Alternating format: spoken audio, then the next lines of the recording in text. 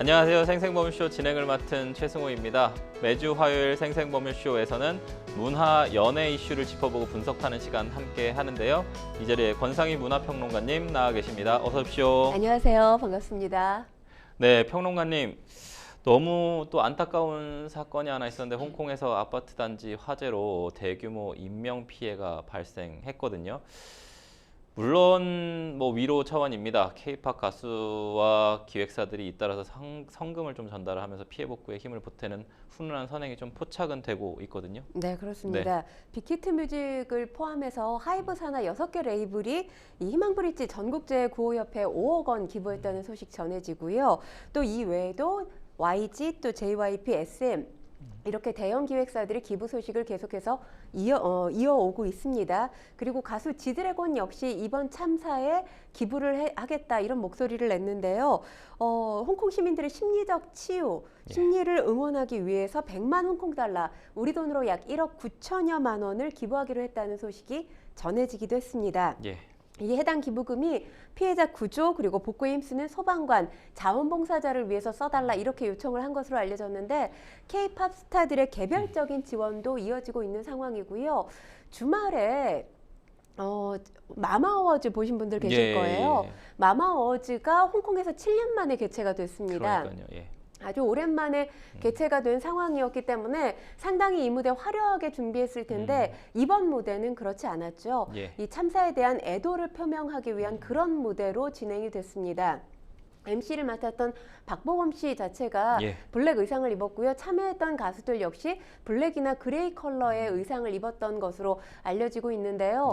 상을 받는 연말 시상식임에도 불구하고 이 상을 받는 K-팝 스타들의 표정 상당히 진중한 모습이었고요. 그리고 이 마마 어워즈를 기획하고 제작한 그룹이 바로 CJ ENM이잖아요. 예, 그렇죠. CJ ENM 역시 2천만 홍콩 달러, 우리 돈으로 약 38억 원 기부 소식을 알린 상황입니다.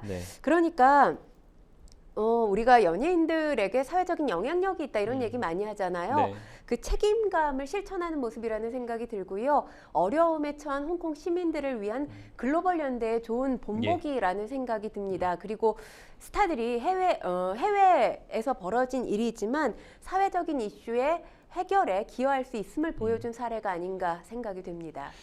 네, 좀 즐겁고 설레야 할 연말 분위기인데 홍콩 참사가 나서 홍콩 시민들의 어떤 마음 이런 부분들 너무 찢어지고 아플 것 같습니다. 저희들도 또 마찬가지이고요. 그런 부분들에 대해서 같이 연대해서 이 참사, 이 슬픈 마음 애도하고 같이 이겨내고 지나갔으면 좋겠습니다. 지금 이 방송은 유튜브를 통해서도 실시간으로 함께 방송되고 있으니까요. 많은 시청 부탁드리고요. 유튜브를 통한 소통의 창구도 열어두겠습니다.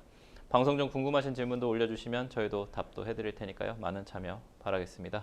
여러분은 지금 생생범쇼 함께하고 계십니다.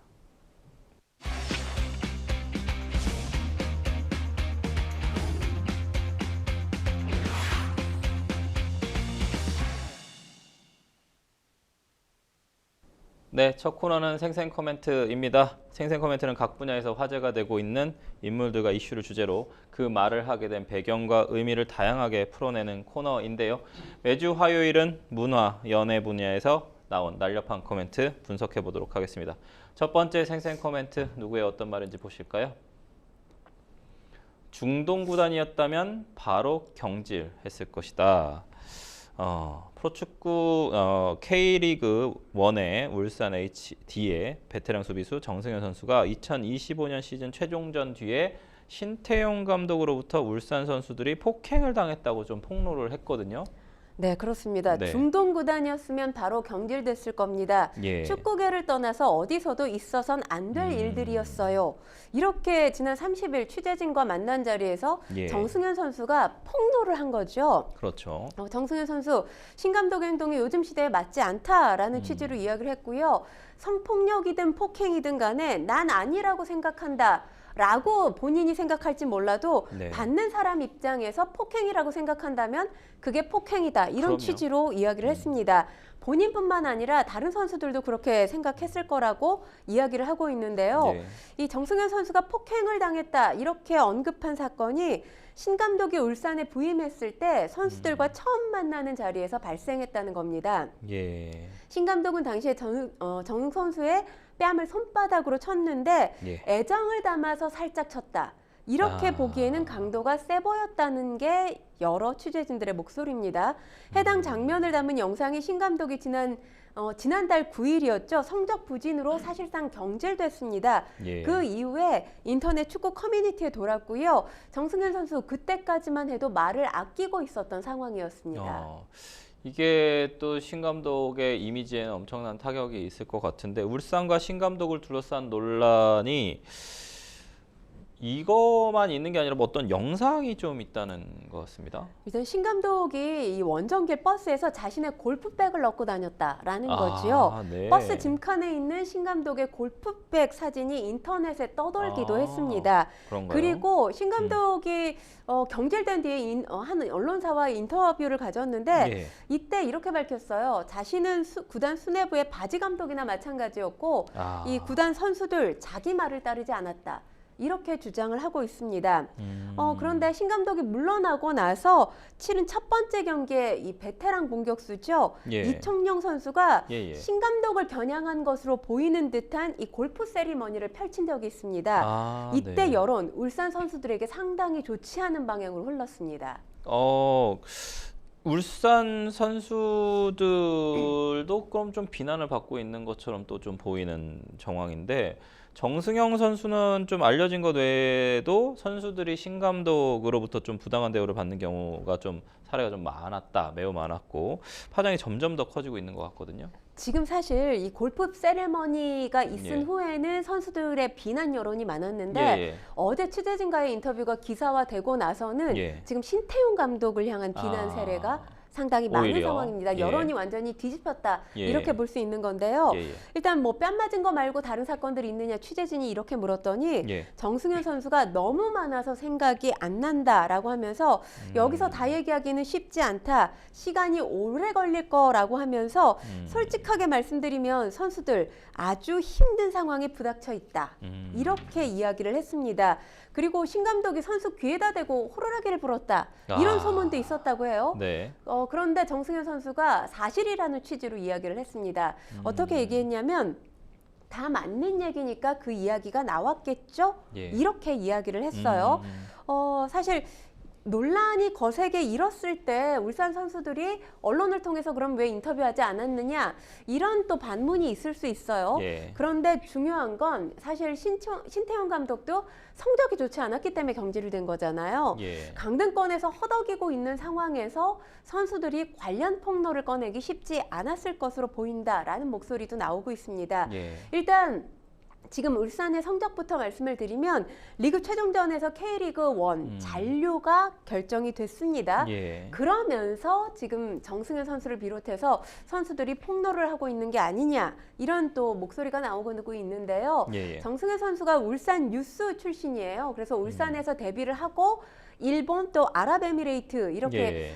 중동 팀에서도 뛴 적이 있습니다. 그리고 올 시즌을 앞두고 울산으로 다시 복귀를 한 겁니다. 그러니까 해외 경험이 있었던 선수지요. 예. 그리고 지금 정승현 선수가 이야기한 바에 따르면 심감독과의 마찰 때문에 팀 성적이 영향을 받았다라는 취지로 이야기를 하고 있습니다. 예.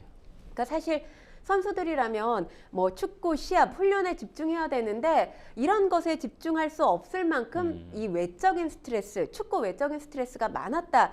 이렇게 이야기를 하고 있는데요. 일단 지금 신태용 감독의 입장을 말씀을 드리면 예. 전혀 사실이 아니라는 취지의 목소리를 낸 상황입니다. 네. 그리고 지금 정승현 선수 왜 이러는지 모르겠다라는 취지로 이야기를 했습니다. 팬들은 지금 진실이 반드시 밝혀져야 된다라면서 분노하고 있는 상황이고요. 예. 축구 관련 커뮤니티, SNS 요동치고 있는 그런 상황입니다. 네. 일단 정승현 선수가 시즌 다 끝나고 말씀드리겠다. 그러니까 추가 폭로를 예고했다라고 볼 수 있는 예. 발언이거든요. 그리고 김영권 선수 역시 생각을 정리해 말하겠다 이렇게 이야기를 했기 때문에 상황이 좀 더 미궁 속으로 빠져드는 게 아닌가라는 생각이 들고요. 또 한 가지는 지금 구단의 입장입니다. 예. 울산 구단 역시 조만간 공식 입장을 내놓겠다라는 예. 입장이에요. 그러니까 시즌은 마무리가 됐지만 예. 이 논란의 시작, 울산의 문제, 이제 이 문제가 시작됐다라고 볼 수 있을 것 같습니다. 어찌 보면 이게 사실이냐의 여부가 K리그 전체를 두고 뒤흔들 예. 만한 대형 논란이 될 가능성도 있어 보이는데요. 일단 뭐 신태용 감독은 정에 의한 과한 스킨십이었다라는 취지인 것이 신태용 감독의 입장입니다. 네. 그런데 한 가지 뭐 제가 지금 이 예. 인터뷰 와중에 예. 생각해 볼 수 있는 지점이 선수들이 이런 문제를 안고 계속해서 운동을 했다라는 거잖아요. 경기를 했다라는 거예요. 그렇다고 한다면 선수들이 뭔가 하소연을 할 수 있는 제3의 창구 역할을 구단이 못한 것은 아닌가? 이런 생각도 하게 됩니다. 일단 이 내용은 신태용 감독의 발언이 팩트인지 아니면 지금 정승현 선수의 주장이 팩트인지 알 수 없는 상황이기 때문에 조금 논란 더 지켜봐야 되지 않을까 싶습니다. 사실 좀 조심스럽긴 합니다만 뭐 선수들이 없는 거를 또 만들었을까? 특히나 이제 뭐 김영권 선수가 뭐 나중에 얘기하겠다.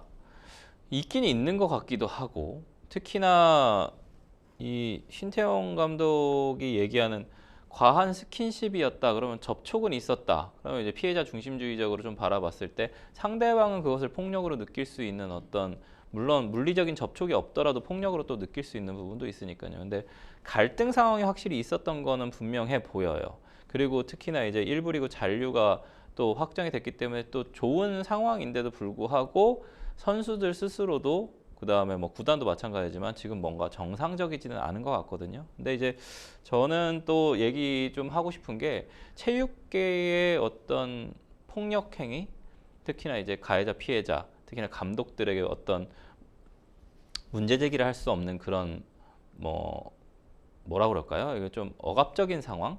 이게 사실은 뭐 축구뿐만이 아니라 모든 운동에서 어렸을 때부터 시작하다 보니까 이제 감독이 지시하는 대로 무조건 따라야 하는 그런 폭행 사건이나 성비위 사건들 이런 것들이 상당히 많습니다. 이런 부분들이 사실 아까 좀 저는 정승현 선수의 얘기가 상당히 큰 의미가 있다고 하는 게 이제는 없어져야 되는 좀 악습일 수도 있잖아요. 그냥 단순히 선수들의 어떤 성적 향상이나 모두가 다 잘 되자는 취지 하에 폭력이나 이런 것들로 하려고 하는데 훈육에 과연 꼭 폭력이나 혹은 어떤 그런 어떤 신체적 접촉이나 상대 그 선수들이 싫어하는 그런 행동들을 꼭 해야 하는가? 이런 부분들에 대해서 교육 방식도 이제 구시대적인 부분을 좀 탈피해서 바뀌어야 되는 것이 아닌가라는 측면에서 바라본다면 이 부분은 사실 왜냐면 저희 신태용 감독이나 뭐 다 마찬가지입니다만 저희 세대들에게는 정말 존경받고 좋아하던 선수였잖아요. 그러니까 이제는 본인들도 그렇게 지지받고 많은 국민들이 좋아했던 사람인데 후배들에게 좀 그런 아픈 감정들을 남겨야 하는가 이런 좀 의문은 좀 듭니다. 사실 네. 신태용 감독만 하더라도 그런 방식으로 훈육받아서 감독이 된 케이스잖아요. 예. 그런데 지금 그 자리에 있는 감독들 가운데 뭐 신태용 감독과 모두가 동일하다라고 말씀을 드릴 수는 없습니다만 대다수가 지금 세대의 변화, 지금 세대의 특성을 제대로 읽어내지 못하는 경우가 상당히 많아요. 그러니까 과거에는 불합리한 뭔가 조치가 있다 하더라도 이게 운동계의 관행이야라면서 그냥 받아들였어요. 수용할 수밖에 없었던 입장이었다면 지금의 세대는 그렇지 않거든요. 폭로가 됐든 항변이 됐든 말을 합니다. 그런데 지금 그 자체를 받아들이지 못하고 있는 건 아닌가라는 생각이 들고요. 일단 세대 변화에 발맞출 필요는 있다. 이렇게 말씀드리고 싶고요. 지금 이 상황에 대해서 어디까지나 지금은 추정할 수밖에 없는 상황이기 때문에 팩트 체크가 명확하게 이루어지고 구단의 입장까지 나오고 난 다음에 만약에 지금 정승현 선수가 주장하는 주장의 내용들이 사실이라고 한다면 지금 뭐 K리그를 비롯한 한국 스포츠 전반의 조직 문화 이 변화를 가져오는 계기로 삼아야 되지 않을까 이런 생각이 듭니다. 저는 우리나라의 요즘 세대들 정말 세계적으로 명성을 좀 드높이고 있지 않습니까? 뭐 BTS든 임윤찬, 뭐 피아니스트, 뭐 발레 모든 문화예술계에 사실 지금 학생들이 억압받지 않고 자유를 풀어줬을 때 대한민국의 어떤 그 정체성, 대한민국의 젊은 청년들이 얼마나 잘해내는지를 보여주고 있기 때문에 이 운동계도 사실 전 축구 보면서 되게 답답한 부분이 그거예요. 왜 세계에 나가면 글로벌 마켓에선 잘 먹히지 않는가? 손흥민 선수 한 명만 나오고 이게 사실은 억압된 자유롭게 플레이해라 라고 놔두는 게 아니라 너네는 이렇게 따라야 돼. 너네는 이렇게 따라야 돼. 감독이 완전히 모든 것들을 다 결정할 수 있는 자율성이 억압된 그런 대한민국의 문화가 사실은 이제는 좀 없어져야 되는 구시대적인 문화가 아닐까. 그렇게 안 하셔도 잘 합니다. 그러니까 젊은 청년들이 모든 자율성을 펼쳐 보일 수 있게 뭔가 지금 이 사건이 터졌을 때 뭔가 좀 해결할 수 있었으면 좋겠습니다. 네, 저희는 첫 번째 생생 코멘트 여기서 마무리하고요. 두 번째 생생 코멘트 넘어가 보도록 하겠습니다. 두 번째 생생 코멘트 보실까요? 따숩게 만나. 아, 멘트만 들어도 따숩습니다. 따뜻함이 좀 느껴집니다. 네. 아, 저 약간 따숩다 아니고 따숩다. 아, 이게 사실 확 와닿는. 지상렬 씨 또 웃고 계시니까 또 더 따뜻해지는 것 같은데, 개그맨 지상렬 씨의 열애 소식이 좀 화제입니다. 주인공은 무려 16세 연하인 쇼호스트 신보람 씨라고 하는데요. 어떻습니까? 한 예능 프로그램을 통해서 예. 이 신보람 씨와의 관계를 공개를 했습니다. 예, 예. 따뜻하고 사이좋게 만나고 있다 이런 취지로 발언을 했고요. 아, 네. 그리고 신보람 씨가 홈쇼핑 쇼호스트로 활동을 하다 보니까 예. 생방송 스케줄을 또 예, 감당을 해야 되잖아요. 그쵸. 이걸 배려해서 연락하는 모습도 공개되기도 했습니다. 네. 두 사람이 신보람 씨의 부모님이 삼계탕집을 운영한다고 아, 해요. 그렇군요. 그런데 지상렬 씨가 이 식당 메뉴를 읊조릴 정도라고 아, 하죠. 네. 그러니까 얼마나 신보람 씨에게 지대한 애정을 가지고 있는지 뭐 그 부분에서도 알 수 있지 않나 싶습니다. 네. 아마도 느끼기에는 결혼을 목표로 했기 때문에 방송에 공개한 것이 아닌가 이런 생각이 드는데요. 사실 지상렬 씨가 20대 초반부터 개그맨으로 그렇죠. 활동을 했잖아요. 네. 지금 50대 중반이에요. 그렇죠. 30년이 넘는 동안 제가 기억하기로 지상렬 씨가 저 이 여성 만납니다 하고 공개 열애를 선언했던 적이 없었던 것 같거든요. 네.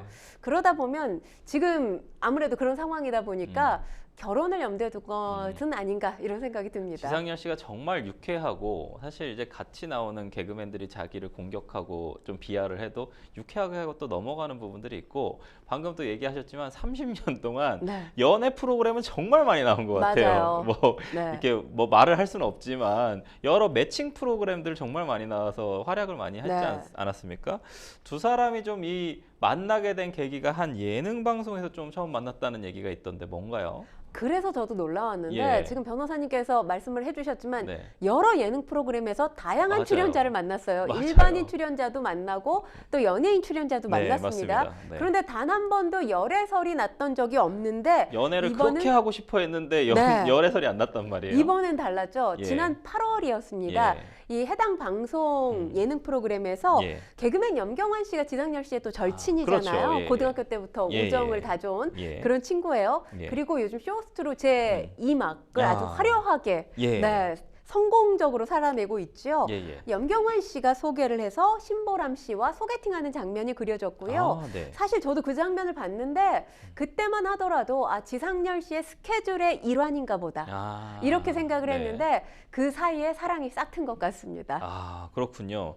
이 사실은 지상렬 씨가 나 연애하고 싶어, 결혼하고 싶어라는 말을 방송에서도 너무너무 많이 자주 했기 했죠. 때문에 네. 사실 방금 얘기하신 것처럼 이게 또 자기 사업의 일환, 뭐 자기 일의 일환 네. 이렇게 또 바라볼 수도 또 헤어지겠구나 이럴 수 있는데 좀 아닌 것 같아. 이게 지금 두 사람 교제 중인 사실을 좀 인정을 했는데 무속인이 네. 결혼을 할 것 같다라고 예언을 했다는 이건 또 뭡니까? 예능 프로그램에서 이 장면도 공개가 예. 된 건데요. 프로포즈를 할 거고 반지가 보인다. 내년 아. 6월 이후에 결혼할 거다. 이렇게 아. 예언을 했습니다. 네. 이게 맞는지 한번 지켜봐야 될 것 같은데요. 네, 내년 6월이요. 다만 뭐 네. 올해 연말이나 내년 초 같은 경우는 두 사람 모두가 자존심이 세기 때문에 네. 어려운 시기가 될 거라는 겁니다. 결혼이 성사되려면 여성 쪽이 이겨야 좋은 결말이 온다. 이렇게 조언하기도 했는데요. 네. 신보람 씨가 그러니까 지상렬 씨 아버지가 보낸 수호신 같은 존재라는 게 이 네. 무속인의 설명이기도 했습니다. 아. 뭐 결혼에 관한 기대감이 커지고 있는 상황인데 네. 올해 특히나 결혼 러시였던 것 같아요. 노총각 네. 연예인들. 네. 뭐 얼마 전에 며칠 전에 윤정수 씨 결혼했죠. 예. 그리고 김종국 씨, 김종민 씨도 결혼에 골인했다라는 소식 들렸고 예. 또 이상민 씨, 김준호 씨, 은지원 씨 같은 경우도 맞아요. 재혼에 성공을 하지 않았습니까? 그러니까요. 예. 지상렬 씨 역시 이제는 사랑의 결실을 맺을 때가 되지 않았나 이런 생각이 듭니다. 근데 뭐 여자한테 져야 뭐 결혼할 것 같다 이런 거는 사실 모든 그렇죠. 모든 네. 저도 무속인이면 그 얘기할 수 있을 것 같아요. 생활의 진리, 삶의 그럼요. 진리 같은 삶의 거죠. 진리죠. 여성한테 져야 당연히 뭐가 진행이 되니까요. 네, 꼭 결혼하는 거 6월인지 아닌지 한번 좀 지켜봐야 될 것 같습니다. 훈훈한 소식, 기쁜 소식, 또 이제 밝은 소식도 접하게 돼서 좀 기분이 좋습니다. 어떻게 되실지 화이팅입니다. 네, 저희는 두 번째 생생 코멘트 여기서 마무리하고요. 세 번째 생생 코멘트 넘어가 보도록 하겠습니다. 세 번째 생생 코멘트 보실까요? 누군가에게 작은 위로. 방송인 박미선 씨. 개그우먼 박미선 씨가 유튜브 채널을 통해서 유방암 투병기를 좀 공개를 했는데 많은 분들이 좀 걱정하셨을 텐데 지금 뭐 사진도 나오고 있습니다. 항상 좀 미소가 아름다우신 분이시잖아요. 네. 씩씩한 모습으로 좀 견뎌내고 있는 것 같습니다. 박미선 씨가 유재석 씨가 진행을 하는 한 예능 프로그램, 토크 예. 프로그램에 나와서 본인의 투병기를 공개했어요. 예. 그리고 나서 상당히 네티즌들로부터 많은 응원을 받았다고 합니다. 예. 그 응원에 힘입어서 본인 투병기를 공개를 한 건데요. 예. 나는 박미선이라는 채널에 그러니까 한 1년여 동안 아무 컨텐츠가 올라와 있지 않다가 예. 최근에 투병기가 공개가 된 겁니다. 항암 치료 1차 치료를 마친 그런 모습이 공개가 됐는데 항암 치료 1차 1일, 2일, 3일 이렇게 정리가 돼 있어요. 예. 그러니까 항암 치료를 앞두고 가족들과 강릉으로 여행을 떠난 모습도 공개가 돼 있고요. 그리고 항암 치료 이후에 컨디션이 오락가락하는 롤러코스터 타는 그런 모습도 항암 치료 후에 어떤 부작용이라고 할까요? 잠이 쏟아지는 모습이라든가 이런 모습들을 가감 없이 담아내고 있습니다. 일단 이 부분이 지금 만약에 혹시 병상에 계신 분들이라면 예. 이 투병기를 보시면 상당히 용기가 나지 않을까라는 생각이 들어요. 여러 가지 뭐 의료적인 정보도 얻을 예. 수 있고요. 그리고 지금 박미선 씨 같은 상황이라면 나도 이렇게 될 수 있겠구나라는 희망을 가질 수 있기 때문에 예. 상당히 긍정적인 평가 이루어지고 있고요. 일단 이 투병기 브이로그를 담은 영상을 앞으로 몇 차례 더 올 예정이라고 합니다. 네. 현재 밝게 잘 지내고 있다. 이렇게 본인 근황도 전했습니다. 확실히 경험해보지 않으면 알 수 없는 내용들도 또 이렇게 공유해 주시고 하니까 많은 투병 환자들에게 아마도 도움이 될 것 같습니다. 사실은 이봉원 씨하고 저희 박미선 씨 너무 저희의 이제 젊은 날의 코미디를 책임져 주셨던 너무나 대한민국 최고의 코미디언들이신데 특히나 박미선 씨 같은 경우엔 뭐 개그우먼으로서는 거의 탑티어지 않습니까? 그렇기 때문에 사실 박미선 씨가 그 얘기를 하잖아요. 예. 남매를 낳았지만 예. 남매를 낳고 출산할 때 한 달 쉰 거 외에는 쉰 적 없이 30년 넘게 네. 일을 했다고 하는데 안타까운 건 쉬는 기간을 아프기 때문에 쉬게 됐다라는 건 참 안타까운 게 아닌가라는 생각이 들어요. 근데 이제 그 토크 프로그램에서 밝힌 게 앞으로 물 흐르듯이 살고 싶다 이렇게 얘기를 했잖아요. 네. 그동안 이를 향해서 전진을 했다면 이제는 아마 박미선 씨가 본인을 향해서 전진하는 삶을 살지 않을까 싶습니다. 이봉원 씨가 사고를 많이 치는 것처럼 또 이렇게 나와가지고 네. 박미선 씨 열심히 살아야 된다 그런 얘기 방송에서 많이 얘기하셨던 게 좀 기억이 남는데 박미선 씨의 이 영상에서 가장 먼저 눈길을 좀 끈 건 회복 과정 곳곳을 기록한 촬영자가 딸이었다는 지점이거든요. 사실 연예인들의 유튜브 콘텐츠를 보면 편집, 음향, 뭐 조명 모든 것이 굉장히 깔끔하지 않습니까? 왜냐하면 연예인의 지인이 와서 찍는 경우는 거의 없죠. 제작사가 다 작업을 하죠. 네, 그렇기 때문에 뭐 TV 예능 프로그램 또는 뭐 TV에서 보여주는 리얼 예능과 거의 흡사한 형식을 띠고 있어요. 그런데 제가 이번에 저는 이 영상 12분 정도 되는 영상 다 봤거든요. 보면서 놀란 게 상당히 투박해요.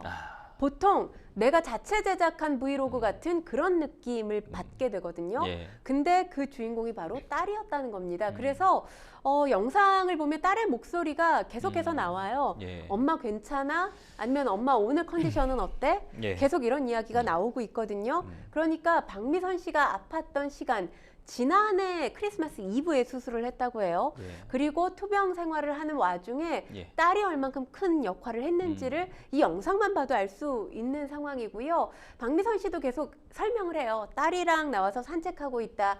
딸과 함께 저녁 식사 준비하고 있다. 예. 이렇게 치료 과정에서 딸에게 크게 의지하는 모습을 보이기도 했습니다. 그러니까 박미선 씨가 투병 생활을 슬기롭게 할 수 있었던 배경에는 예. 딸도 있었을 뿐만 아니라 제가 박미선 씨 SNS를 방송 들어오기 전에 좀 봤거든요.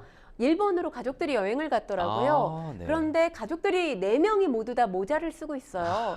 그러니까 사실 우리가 여행 갈 때 모자 착용 뭐 흔한 일이긴 합니다만 네. 가족 4명이 모자를 다 쓰고 있는 경우 흔치는 않아요. 그러니까 네. 제가 봤을 일부러 땐 썼겠죠. 네. 그렇죠. 박미선 씨가 이제 암투병을 하면서 삭발을 했잖아요. 그렇죠. 예. 이제 머리가 조금 자란 그 정도 수준입니다.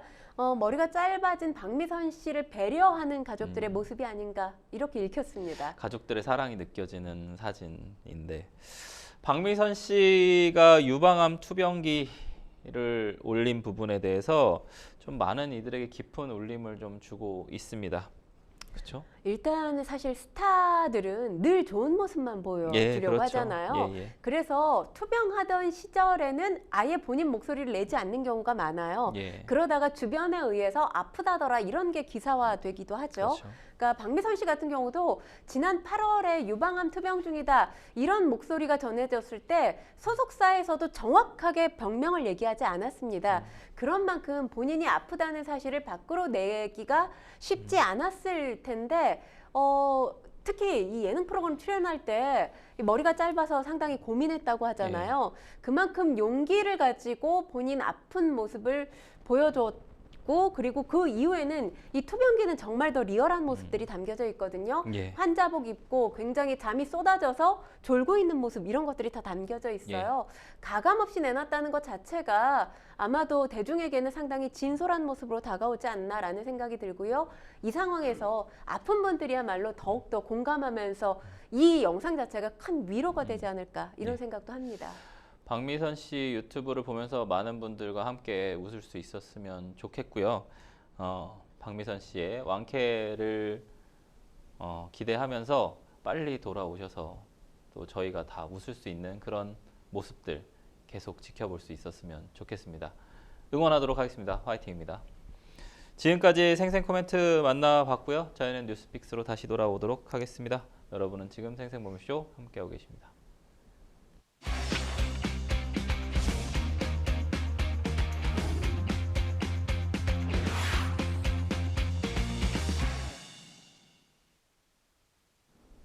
네, 분야별 가장 핫한 소식을 집중 분석해보는 시간 뉴스픽스 시작합니다. 오늘 첫 번째 주제는 흥행 IP로 질주하는 시즌제 드라마입니다. OTT가 좀 활성화되면서 시즌제 드라마들이 상당히 좀 인기를 얻고 있습니다. 흥행력 있는 지식재산권 IP, 인텔렉츄얼 프로퍼티, 제가 영어가 좀 짧아가지고요. 바탕으로 한 시즌제 드라마들이 방송가에서 시청자를 좀 사로잡는 치트키가 좀 되고 있는데 대표적인 드라마가 모범택시 시리즈 같아요. 새로 시작한 것 같죠? 네, 새로 시작했습니다. 예. 사실 시즌제 드라마면 미드를 통해서 많이 접했잖아요. 맞아요. 네. 그리고 해외에서는 흔한 형태였는데 예. 우리나라에서 흔한 형태라고 보기는 예. 어려웠습니다. 예. 뭐 아주 과거로 돌아가서 시즌제 예. 드라마 떠올려 본다면 학교라는 드라마. 예. 네, 시즌 뭐 7까지 나왔던 걸로 네. 제가 기억을 해요. 네. 그런데 지금 뭐 OTT에서나 볼 수 있는 시즌제 드라마가 우리 이 방송사 드라마에서도 이제는 보편화되고 있지 않나 네. 이런 생각이 들고요. 말씀하셨다시피 모범 사례로 꼽히는 시즌제 네. 드라마가 바로 모범택시입니다. 일단 뭐 SBS 금토 드라마죠. 근데 이 금토 드라마 가운데 시즌제 드라마가 1위부터 10위까지 시청률 이렇게 탑 10에 드는 드라마들이 상당히 많습니다. 네네. 일단 보면 29.2%로 이 시즌제 드라마 가운데 1위에 오른 드라마가 펜트하우스 2. 야. SBS 이 금토 드라마만을 놓고 말씀드리는 네. 겁니다. 그리고 열혈사제 1이 네. 22%로 시청률을 기록하면서 예. 2위고요. 그리고 모범택시 시즌 2가 21%를 기록하면서 네. 3위까지입니다. 그 외에도 이제 펜트하우스 시즌 3가 4위고요. 7위가 굿파트너 1. 예. 굿파트너 1이라고 제가 말씀드리는 이유는 시즌 2가 지금 예고된 상황이에요. 아, 네. 그리고 8위가 낭만 닥터 김사부 김사부. 3, 그리고 네. 9위가 모범택시 1입니다. 네. 그러니까 SBS 금토 드라마만 놓고 보더라도 상당히 이 시즌제 드라마들 성적이 좋다라고 말씀을 드릴 수가 있는 네. 거예요. 일단은 2위에 올라있는 열혈사제를 놓고 보면 예. 2024년 방송된 시즌2가 12.8%, 그러니까 시즌1보다는 예. 성적이 좋지 않았습니다. 하지만 펜트하우스 같은 경우는 저는 사실 개인적으로 1을 가장 즐겁게 봤거든요. 네. 그런데 1보다 2, 3가 아. 훨씬 더 성적이 좋았습니다. 네. 1을 뛰어넘는 시청률을 기록했고요. 모범택시 역시 시즌 1보다 시즌 2 예. 시청률이 훨씬 더 높았습니다. 아, 네. 그렇기 때문에 지금 11월 21일에 지금 모범택시 3가 방송이 됐거든요. 예, 예. 시작이 됐는데 SBS뿐만 아니라 모범택시를 좋아했던 시청자들 역시 기대감이 크지 않을까라는 생각이 듭니다. 네. 모범택시 다들 아시겠지만 이 김도기로 분한 이재훈 씨죠. 예. 김도기가 약자들을 대변해서 약자들이 억울한 일을 겪게 네. 되면 김도기가 나서서 이 문제를 해결해 주죠. 네. 그러니까 이 사회의 악의 무리들을 소탕해주는 그런 히어로 네. 역할을 맡고 있습니다. 굉장히 사이다 전개, 시원시원한 전개로 호평을 받았던 그런 드라마인 만큼 이번에도 굉장히 뭐 호평이 이어지고 있다 이런 소식이 들리는데요. 일단 중요한 건 주인공인 이재훈 씨 시즌 1, 2, 3 다 주인공 맡고 있고요. 그리고 여기에 김의성 씨, 표예진 씨, 장혁진 씨, 배우람 씨, 그러니까 모범택시를 이끌고 가는 5명의 중심 인물들 네. 시즌 1, 2, 3 계속해서 함께하고 있습니다. 뭐 이재훈 씨도 인터뷰를 통해서 사실 시즌제 드라마가 3까지 가기 쉽지 않은데 배우로서 영광스러운 일이다 이렇게 목소리를 내기도 했는데 모범택시 1으로 이재훈 씨가 최우수 연기상 받았거든요. 아, 예. 그리고 2로는 연말에 연기 대상을 받았습니다. 아, 네. 그렇기 때문에 이번에도 어떤 호연을 펼칠지 그리고 이것이 수상으로 이어질지 관심이 됩니다. 사실 이재훈 씨가 연기가 엄청나게 좋아지고 있어요. 사실은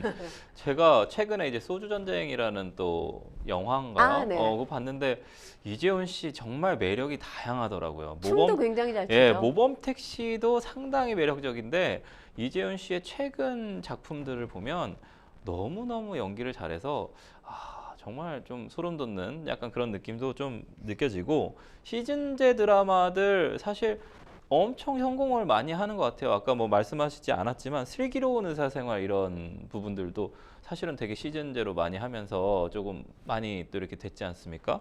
그리고 전 사실 시즌제 관련해서 하나 꼭 얘기하고 싶은 게 있어요. 이게 좀 제작자분들한테 꼭 얘기하고 싶은데 킹덤 언제 나옵니까? 킹덤 보고 싶어요. 너무 기다리는데 좀 지쳤어요. 근데 또 이 지치는 거, 이렇게 지치는 기간이 길다라는 건 어찌 보면 지금 후속작을 준비하는 제작진 입장에선 그만큼 심혈을 기울이고 있다. 이렇게 생각할 수도 있는 부분이기 때문에 좀 더 믿고 기다리시면 어떨까 싶기도 한데요. 왕자의 게임 같은 거 있잖아요. 죽을 때까지 다 볼 수 있을지 모르겠어요. 약간 이런 느낌이거든요. 그래서 이게 모범택시 얘기하다가 또 이제 얘기 좀 드렸는데 이 방송사들이 좀 시즌제 드라마를 계속 선호하는 이유는 뭘까요, 평론가님? 일단 지금 국내 방송사들의 시청률이 과거와 다르게 계속 하락하는 국면이잖아요. 어려운 싸움을 이어가고 있다 업계에서 이런 목소리들 나오고 있는데요. 일단 글로벌 OTT가 물량 공세를 대량으로 하지 않습니까? 여기에 톱스타급 배우들 캐스팅도 어려워진 상황입니다. 그리고 출연료를 비롯해서 전반적인 제작비가 상승한 그런 상황이잖아요. 그렇죠. 그러다 보니까 방송사가 이 돌파구로 시즌제 드라마를 선택하고 있는 건데요. 일단 시즌 1 이미 많은 시청자들을 확보한 상황이잖아요. 팬덤이 좀 있는 상황. 그렇죠. 두터운 팬층이 확보돼 있으니까 시즌 2 특별하게 과하게 홍보하지 않아도 되는 장점이 있습니다. 안정적인 시청률 확보가 가능할 수 있기 때문이고요. 그리고 중요한 건 지금 흥행이 검증된 IP이기 때문에 예. 이 세계관을 확장할 가능성도 예. 상당히 커요. 그리고 방송사 관계자에 따르면 음. 방송사 입장에서는 기존에 인기 있었던 IP 사용하지 않는 건 방송사 입장으로도 상당히 아까운 아깝죠. 일이라는 거죠. 예. 그렇기 때문에 지금 갈수록 방송사의 상황이 열악해지고 있어서 이 IP 활용이 적극적으로 필요한 때다. 이런 목소리가 나오고 있습니다. 일단 뭐 확보된 인프라 그리고 이 기존의 스토리에 세계관을 확장시키는 예. 이런 모습을 보이게 된다면 일단 시간 줄일 수 있죠. 또 비용도 어느 정도 절감할 수가 있습니다. 또 해외 판매 시에도 이 레퍼런스가 확실하기 때문에 좋은 성과를 낼 수 있다는 장점을 가지고 있습니다. 게다가 또 요즘에 보면 편성이 굉장히 다양해졌어요. 아, 네. 그러니까 과거에 편성의 공식이 있었죠. 뭐 월화 미니 시리즈, 네. 수목 미니 시리즈, 그렇죠. 주말 미니 시리즈의 네. 공통점은 공통점은 무조건 75분에서 80분 정도의 네. 한 회당 길이가 있어야 네네. 되고요. 그리고 16부작이어야 네, 됐어요. 무조건 16부작. 그러다 보니까 사실 불필요한 인물이 등장을 하거나 아니면 스토리가 개연성이 없어지는 경우도 있죠. 그리고 불필요하게 상당히 지루한 느낌을 줄 때가 지루하기도 있어요. 하고 갑자기 끊어져서 끝나버리고. 그렇죠. 네. 그런데 쓰리생2, 슬기로운 의사생활 2 같은 경우는 목요일에만 방송이 됐고요. 예. 그리고 펜트하우스 3 역시 금요일 하루만 방송이 네. 됐습니다. 그러니까 방송사의 환경이 열악해지면서 편성법도 달라진 그러니까요. 상황이라는 거죠. 양보다 질로 승부하고 있다라는 게 방송사 관계자들의 입장인데요. 일단 이야기를 담아내는 그릇이 다양해졌기 때문에 훨씬 더 작가 입장에서나 연출자 입장에서 예. 연출하기 그리고 작품을 쓰기에 용이하다라는 목소리가 뭐 나옵니다. 과거에 뭐 쪽대본에 배우들 그렇죠. 처우가 좀 안 좋다거나 제작진들도 또 골치 아픈 것들도 있고 근데 편성이 좀 자율화되거나 좀 다양하게 되면서 어떤 거는 한 번에 2개씩 릴리스를 하는 경우가 있잖아요. 그렇죠. 한 뭐 수요일이나 화요일에 네. 2편씩 하는 데도 있고 어디는 3개 했다가 2편씩 하는 경우도 있고 또 1편씩 하는 데도 있고 되게 다양한 이런 편성표들이 시청자들한테는 상당히 좀 어떤 거는 좀 좀 빨리 좀 내줘 라는 데도 있고 어떤 데는 좀 지루하기도 하고 이런 때도 있거든요. 그렇기 때문에 사실 지금 MBC 같은 경우는 목표가 생겼다라는 드라마가 4부작이었고요. 네네. 또 KBS의 5월의 청춘 12부작이었습니다. 네. 그러니까 이제는 80분 또는 75분 그리고 16부에 얽매일 필요가 없다는 네. 거죠. 그러다 보니까 사실 이 시간과 16부라는 회차 자체가 예. 제작진한테는 상당히 압박감을 주는 요소가 아니었나 네네. 이런 생각이 들어요. 그래서 포맷과 볼륨이 다양해지기 때문에 더 다양한 소재를 끌어와서 시험해 볼 수 있다는 거죠. 네. 특히나 지금 방송사가 열악하다는 건 이제 과거만큼 광고가 들어오지 않는다라는 네, 의미잖아요. 그렇죠. 예, 예. 그러니까 일단 다양한 길이로 드라마를 제작한 이후에 그리고 나서 시청자 반응을 보고 시즌제로 갈 것인지 말 것인지 예. 이걸 확실하게 선택하는 편이 합리적이라는 게 요즘 러닝 방송사. 타임도 30분씩 하는 또 시즌제도 그렇죠. 있어요. 그렇죠? 네. 그리고 뭐 어제도 끝났습니다만 뭐 이렇게 12부로 끝나면 이게 16부가 나오는 거야? 왜냐면 10부작들이 또 많잖아요. 예를 그렇죠. 들어 왕자의 게임이나 이런 데도 어제 10부작들이 꽤 많았는데 시즌 1인데 12부로 넘어가는 거야. 근데 12부가 완성부예요. 그럼 이제 또 이게 16까지 안 되네. 또 아쉽네. 약간 이런 것도 좀 있는 것 같고 되게 다양한 전략들이 좀 숨어 있는 것 같습니다. 그 생존 전략이라고 해야 되겠죠. 왜냐하면 사실 네. 저희가 지난 시간에 영화 이야기를 했지만 네. 누군가 영화의 미래가 TV다라고 했는데 지금은 또 바뀌었죠. 영화의 미래가 OTT라고 할 정도예요. 네. TV의 미래가 OTT가 될 가능성도 사실 배제할 수 없기 네. 때문에 업계에서는 다양한 편성 전략들을 세우고 있는 게 아닌가 싶습니다. 이제는 모든 게 좀 융화된 것 같습니다. 과거에 이제 뭐 방금 말씀해 주셨습니다만 영화는 이제 2편은 망한다라는 약간 그런 공식들이 있었는데 이제는 뭐 방금 얘기해 주신 것처럼 IP를 또 써야 되고 그다음에 이미 두터운 팬층이 또 확보됐고 그리고 어쨌든 그 팬들의 팬덤이 사실 보고 싶다라는 욕망을 이렇게 또 투영을 시키거든요. 그렇죠. 제작진들에게 전달을 해요. 제발 좀 찍어주세요. 킹덤 언제 나오나요? 약간 이런 것처럼 네. 킹덤 좀 빨리 좀 찍어주시면 감사하겠습니다.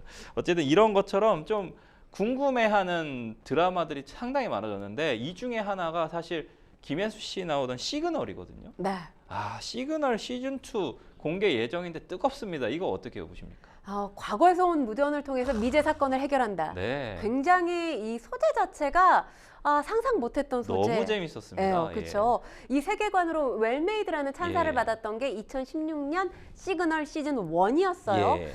사실 시그널 시즌 1이 방송되고 있는 상황에서 예. 시즌 2 나오는 거 아니야? 이런 기대감이 그러니까요. 상당히 컸어요. 그런데 왜 제작이 안 되지? 네. 이렇게 그냥 기다릴 수밖에 없었는데 네. 김은희 작가가 2024년에 집필 중에 있습니다. 네. 이렇게 이야기를 하면서 이제 사실화된 거고요. 그리고 나서 네. 이제 배우들이 합류 소식을 전했죠. 더 중요한 건 조진웅 씨, 김혜수 씨, 예. 이재훈 씨 예. 시즌 1을 이끌었던 3명의 배우가 시즌 2에서도 그대로요. 합을 마쳤고요. 네. 이미 촬영이 끝났습니다. 네. 지난 8월에 촬영이 다 끝났고 네. 관련해서 SNS에 김혜수 씨가 또 커피차 사진을 올렸던 네네, 기억도 그렇죠. 납니다. 예. 그러니까 이제 아직 방송이 멀었음에도 불구하고 애정이 담겨 있는 드라마라서 홍보 차원에서 아마 사진을 올린 게 아닌가 싶은데 방송은 내년 6월 예정이라고 내년 합니다. 6월이요? 어떻게 네. 기다려요? 내년 6월까지. 그러니까 제가 이런 거 얘기 드리는 거예요. 이게 10년 만이잖아요. 네, 그렇죠. 어떻게 10년을 기다리냐 이거죠. 그럼에도 기다린 시청자들이 계실 거고요. 분명히 이 시그널 시즌 1, 뭐 변호사님도 보셨고 네. 저도 봤지만 예. 너무 재밌게 봤기 때문에 예. 10년 기다림이 아깝지 않게 시즌 2 역시 채널을 마치고 있지 않을까 그래도 이런 조금- 생각이 들어요. 조금 좀 줄여주셨으면 좋겠어요. 조금 기다리는 시간을 좀 단축시켜주면 조금 더 좋을 것 같습니다. 킹덤도 꼭 빨리 제작해 주셔서 감사하겠고요. 이런 방송과 추세가 방송사보다 좀 앞서 활발하게 좀 시즌제 드라마를 좀 제작해온 라인, 그러니까 온라인 동영상 서비스, OTT 업계에 영향이 좀 큰 것 같습니다. 사실 기존의 TV 드라마 하면 스타 시스템에 의해서 움직여졌다 해도 과언이 아니에요. 예. 근데 OTT를 통해서 여러 신예 배우들이 많이 등장하고 있잖아요. 그러니까 이제 기존의 배우를 쓰지 않아도 새로운 인물을 써서 예. 드라마를 만들고 그것이 성공했을 때 시즌제로 가는 게 가능하다는 걸 OTT가 보여줬어요. 그러니까 지금 방송사의 시즌제 안착은 어찌 보면 OTT의 벤치마킹이다. 이렇게 볼 수 그러니까요. 예, 예. 있죠. 예. 그리고 뭐 신작보다 사실 화제몰이엔 굉장히 유리한 방면이 네. 있잖아요.